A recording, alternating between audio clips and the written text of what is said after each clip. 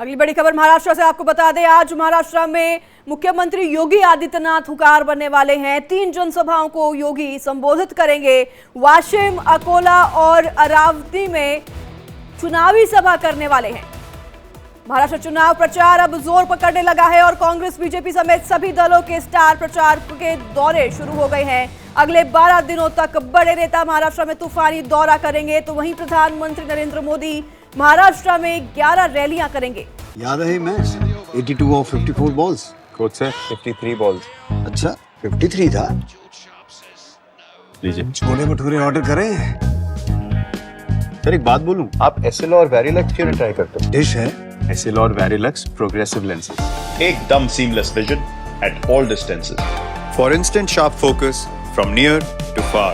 Switch to SL or Verilux lenses, #1 progressive lens brand worldwide.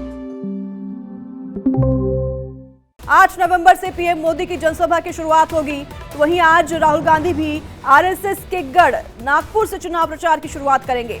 18 नवंबर की शाम को चुनाव प्रचार का शोर थम जाएगा और उससे पहले उत्तर प्रदेश के मुख्यमंत्री और बीजेपी के ट्रम्प कार्ड साबित हो चुके योगी आदित्यनाथ मुंबई समेत पूरे महाराष्ट्र में 15 चुनावी सभाओं को संबोधित करेंगे। योगी पीएम मोदी से ज्यादा जनसभाओं को संबोधित कर रहे हैं। तो वहीं आपको बताएं कि महाराष्ट्र में योगी आदित्यनाथ की मौजूदगी और बचेंगे तो कटेंगे वाले नारे का असर भी महाराष्ट्र चुनाव में देखने को मिलेगा।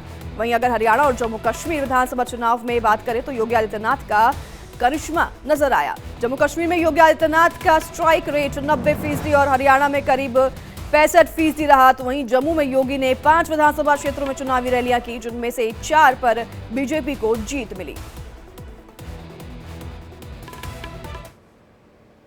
ये सच है कि चुनाव किसी भी नेता के लिए वो मौका होता है जिसमें उनकी साख दांव पर लगी होती है। अपने समर्थकों और जनता के बूते पर कोई भी नेता विधानसभा या लोकसभा की चौखट लांघने का इरादा पाले रहते हैं या फिर सालों साल तक इसी आस में पार्टी की सेवा करते हैं। लेकिन वही पार्टी जब उससे किनारा करती है तो वो अपना विरोधी दर्ज कराने से भी नहीं चूकता। महाराष्ट्र में इस बार की चुनावी रियासत में बागियों का बोलाबाल देखा जा रहा है। हालांकि बड़ी बात यह है कि यहाँ की पार्टियों ने अपने ज्यादातर बागियों को मना लिया है।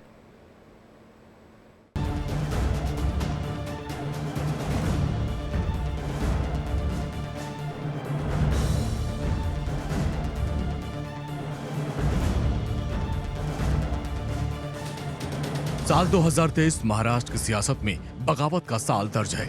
सत्ता और चाचा से बगावत कर सियासी बाजी पलटने वाले एकनाथ शिंदे और अजीत पवार सत्ता के केंद्र में आ गए। लेकिन वो क्या है ना, इतिहास खुद को दोहराता है। अब जब मौका विधानसभा चुनावों का आया तो महाराष्ट्र की सियासत में बगावत के इस खौफ का साया फिर मंडराने लगा। हालांकि सोमवार यानी 4 नवंबर सुकून लेकर आया, क्योंकि बागियों ने मूड बदलते हुए बगावत के सुर छोड़ दिए। लेकिन ये पूरी तरीके से हो गया ऐसा भी नहीं है, क्योंकि अभी भी कई बागी खुद को आजमाने से पीछे नहीं हटने का फैसला कर चुके हैं। और दिलचस्प बात यह है कि बगावत के सुर सभी पार्टियों में है, चाहे वो शिंदे की शिवसेना हो, उद्धव की शिवसेना हो, बीजेपी हो, कांग्रेस, दोनों एनसीपी। यकीनन बागियों की मौजूदगी बाजी हाथ से फिसलने जैसा है। तभी तो बीजेपी में बगावत की आशंका को लेकर गृह मंत्री अमित शाह ने बहुत पहले ही कह दिया था कि पार्टी को यह सुनिश्चित करना होगा कि एक भी बागी न उठने पाए। महाराष्ट्र की सत्ता संभाल रहे महायुति गठबंधन में 35 बागियों ने अपनी अपनी पार्टियों की धड़कनें बढ़ा दी हैं। बीजेपी ने पहले इसको लेकर खास तरह की रणनीति बनाई है और जिसका नतीजा ये हुआ कि वो ज्यादातर बागियों को मनाने में कामयाब रही।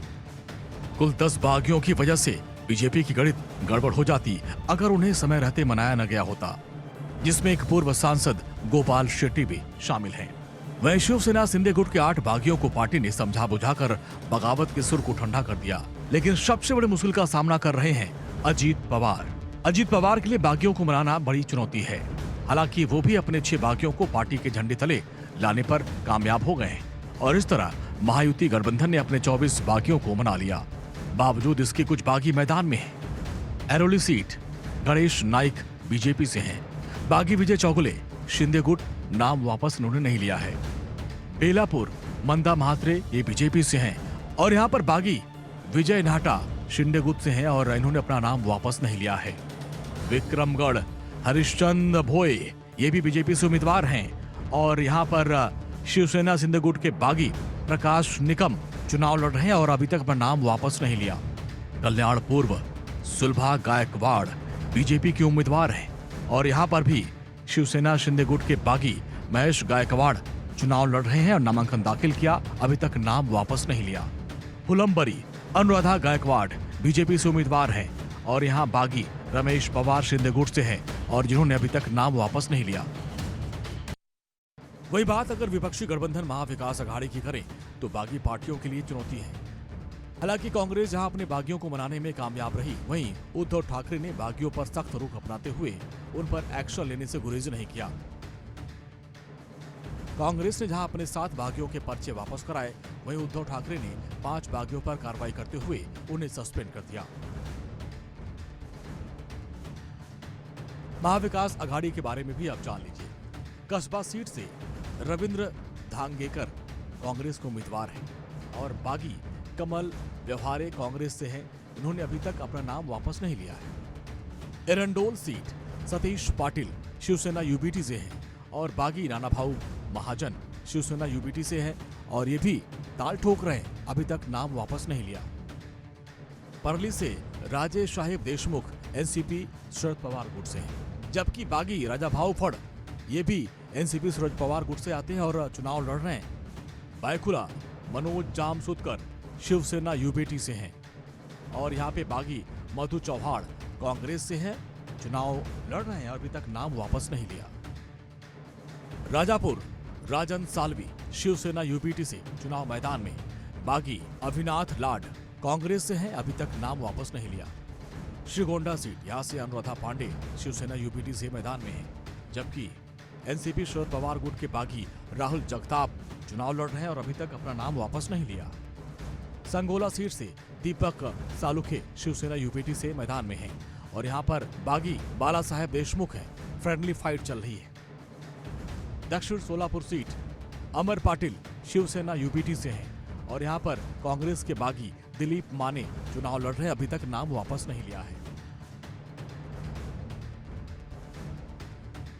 तो जाहिर सी बात है कि बागी किसी भी पार्टी के हों, वो चुनौती बनते जा रहे हैं। हरियाणा चुनाव में जो हुआ उससे यही पता चलता है कि बीजेपी अपने 16 में से 8 बागियों को मनाने में कामयाब रही तो सत्ता तक पहुंच गई, जबकि 24 कांग्रेस के मैदान में उतरने के बावजूद बेपरवाह कांग्रेस सत्ता में वापसी से चूक गई।